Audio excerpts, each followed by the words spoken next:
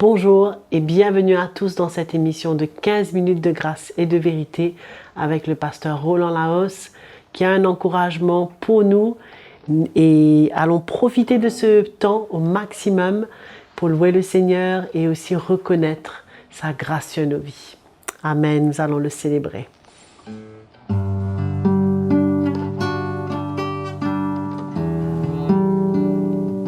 Alléluia.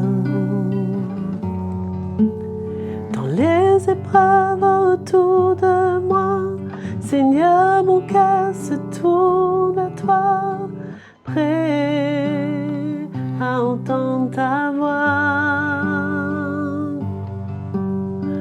Quelles que soient les situations et même les persécutions, je reste dans tes voies. À tes pieds, je dépose ma vie. Mes faiblesses à tes yeux ne sont rien, ne sont rien. Je veux être un témoin de ton amour, te servir avec un cœur pur, te rendre grâce car tu m'as sauvé, tu es notre berger,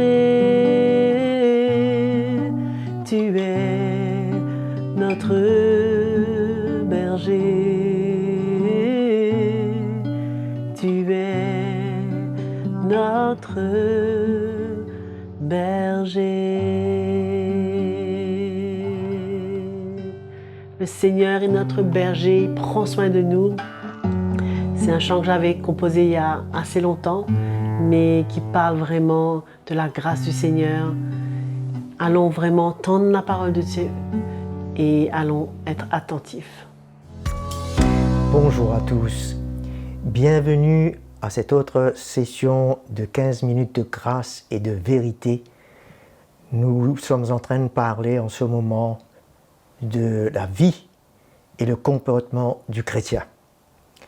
Nous remercions Joël pour son temps disponible pour nous conduire dans un chant chaque jour.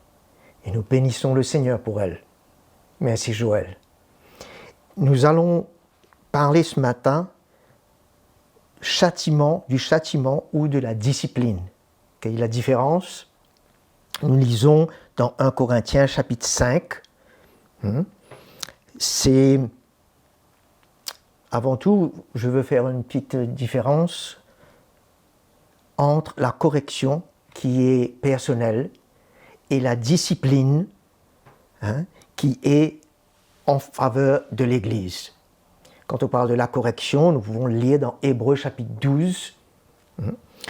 Et le châtiment du Seigneur dans notre vie, c'est afin de nous emmener à être sanctifiés pour porter le fruit de justice et de sainteté qui est parlé dans Hébreux chapitre 12, versets 10 et 11. Ça, c'est personnel.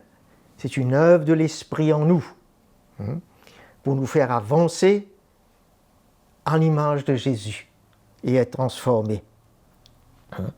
Mais la discipline au sein de l'Église a un tout autre but, c'est de pouvoir protéger l'Église et emmener de l'ordre et de la crainte de Dieu dans les cœurs. C'est à un niveau corporel. Alors, dans 1 Corinthiens chapitre 5, nous savons le cas de l'homme qui avait commis l'inceste et nous voyons comment Paul parla à l'église de Corinthe à ce sujet, où ils n'ont pas pris attention comme il le faut dans l'esprit pour prendre une décision et agir dans ce cas. Alors Paul dit, verset 2, « Et vous êtes enflés d'orgueil, et vous n'avez pas plutôt pris le deuil afin que celui qui a commis cet acte soit ôté du milieu de vous. Pour moi, absent de corps, mais présent d'esprit, j'ai déjà jugé, j'ai déjà discerné dans l'esprit la situation, comme si que j'étais présent concernant l'auteur d'un tel acte. Car au nom du Seigneur Jésus, vous et mon esprit, nous sommes assemblés avec la puissance de notre Seigneur Jésus. Paul voulait les emmener à voir dans l'esprit comment est-ce qu'une telle chose devrait être traitée dans l'esprit qu'ils ne voyaient pas, pour qu'ils soient un de cœur. Nous allons voir pourquoi. Qu'un tel homme soit livré à Satan pour la destruction de la chair, afin que l'esprit soit sauvé au jour du Seigneur Jésus. Alors, nous voyons aussi au verset 6, « Il n'est pas beau votre sujet de gloire. Ne savez-vous pas qu'un peu de levain fait lever toute la pâte ?» Le levain ici parle de la présence du péché dans l'Église, qui est la pâte. « Purifiez-vous du vieux levain, afin que vous soyez une pâte nouvelle, puisque vous êtes sans levain, car Christ notre Pâque a été immolé. » Voyons ici que les Corinthiens ne voyaient pas l'importance d'emmener cette discipline dans l'Église. Ils ne voyaient pas. Et il prit le cas de cet homme à la légère.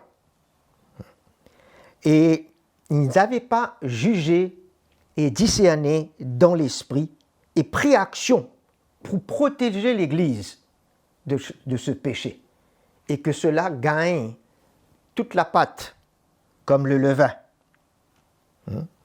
Alors, c'est clair que Paul avait à les reprendre sévèrement, parce que ça ne concerne pas seulement la vie de quelqu'un, mais de toute l'Église. Okay. Alors, c'était bien entendu pour le but que cet homme revienne à ses sens et se repente, et c'est ce qui s'est passé, gloire à Dieu, mais c'est surtout aussi pour la condition de l'Église dans l'esprit. Versets 7 et 8, comme nous venons de lire, nous parlent comment l'Église doit être purifiée, purification de l'assemblée des saints. Vous êtes une pâte nouvelle en Christ et sans levain. C'est ça l'Église. Elle ne doit pas contenir du levain, elle est une pâte nouvelle en Jésus, et il n'y a pas aucune raison de voir la présence du péché, que quelqu'un vit dans le péché dans l'Église, d'une manière continuelle. Ce n'est pas une faute, que quelqu'un tombe et il faute et puis il se repent, mais quelqu'un qui vit continuellement. C'est là où la discipline doit s'appliquer. Alors, nous voyons, c'est ce qu'ils ne voyaient pas. Ils ne discernaient pas le corps de Christ dans l'esprit. Ils ne voyaient pas que le péché qui demeurait pouvait être dangereux pour l'Église. Mais nous voulons apprendre du Seigneur. Non seulement nous ouvrons nos cœurs pour nous-mêmes, pour la correction du Seigneur, pour nos propres vies, pour la sanctification, mais de considérer avec les apôtres, les anciens, la condition de l'Église, très importante, pour que nous soyons de cœur, pour que nous puissions accueillir cette discipline et travailler avec les anciens, avec l'autorité de l'Église, de cœur. Alors, dans le verset 9 à 11, nous allons voir comment la discipline emmène la protection, emmène la pureté et la vérité dans les relations où le péché et le compromis seront exclus du milieu de l'Église. Alors, quand nous lisons « Je vous ai écrit dans ma lettre, verset 9, de ne pas avoir des relations avec les débauchés ». Nous allons voir que là, Paul va aller un peu plus loin pour expliquer le contexte de la discipline. Et ensuite, il va parler maintenant de la relation avec les incroyants et les croyants. En tant que chrétien, chacun de nous, comment se comporter. Le chrétien devrait avoir une position claire vis-à-vis du péché et dans ses relations. Ça doit être clair, cette position, dans l'esprit. Un incroyant, il vit continuellement déjà dans le péché. Mais si un croyant vit continuellement dans le péché, ça ne fait pas tellement de différence en ce qu'il s'agit de notre relation envers cette personne, que ce soit l'incroyant ou le croyant qui vit continuellement dans le péché. Et nous voyons, nous lisons au verset 10, alors verset 9, il nous dit de ne pas avoir des relations avec les débauchés. Ce n'est pas d'une manière absolue, c'est-à-dire ceux du monde, avec les débauchés de ce monde, ou avec les cupides, les accapareurs, ou avec les idolâtres. Autrement, vous devriez sortir du monde. Et ce n'est pas le cas. Mais maintenant, il parle du croyant. Maintenant, ce que je vous ai écrit, c'est de ne pas avoir de relation avec quelqu'un qui, tout en se nommant frère, serait débauché, ou cupide, ou idolâtre, ou insulteur, ou ivrogne, ou accapareur, et même de ne pas manger avec un tel homme. Ça nous montre le sérieux, frères et sœurs, des relations, que nous devons veiller là-dessus, sur nos cœurs, parce que le moindrement qu'il y a une relation qui n'est pas claire et que nous nous associons avec, nous pourrons nous-mêmes, dans nos cœurs, quelque part dans l'esprit, être contaminés et ça peut se répandre, s'étendre et on commence à avoir une opinion à ce sujet et déduire à notre manière, mais pas à la manière de l'esprit. Et c'est ça le problème là avec les Corinthiens. Nous ne voulons pas suivre cet exemple qui s'est passé à Corinthe. Nous voulons, nous, être sérieux dans l'esprit, être ouverts à l'œuvre de l'esprit pour que la discipline s'accomplisse, non seulement, comme j'ai dit, la correction dans nos vies, pour améliorer notre style de vie, mais le style de vie dans l'Église. Alors, il nous dit finalement au verset 12 et 13, qu'ai-je en effet à juger ceux du dehors?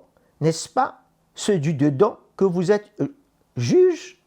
Nous ne sommes pas concernés par ceux qui sont du dehors. Nous sommes concernés, ce qui nous concerne, ce sont les gens de l'Église.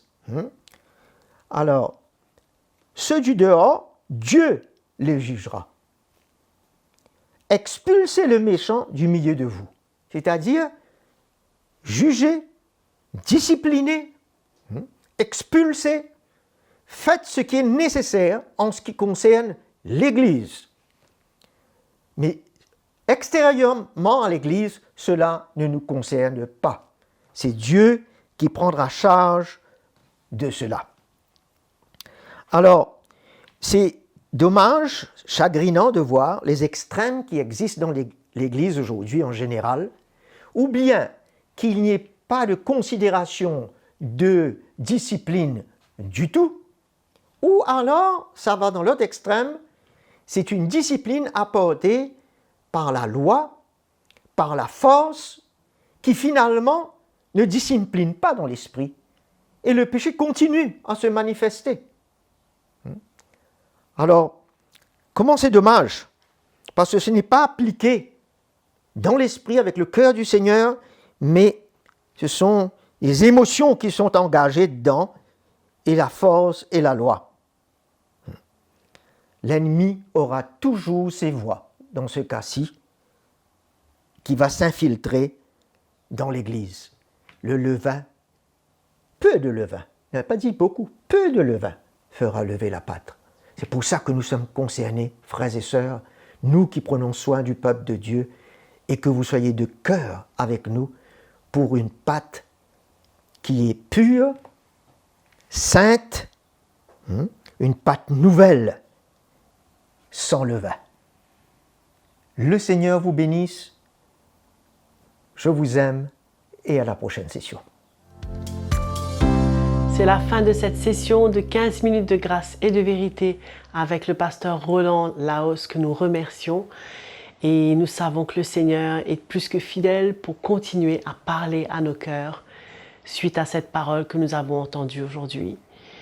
Abonnez-vous à notre chaîne YouTube CTMI et si vous avez des questions, vous avez des commentaires, des témoignages, envoyez-les à l'adresse qui est affichée à l'écran et nous vous remercions encore une fois pour votre fidélité. Nous vous disons à bientôt.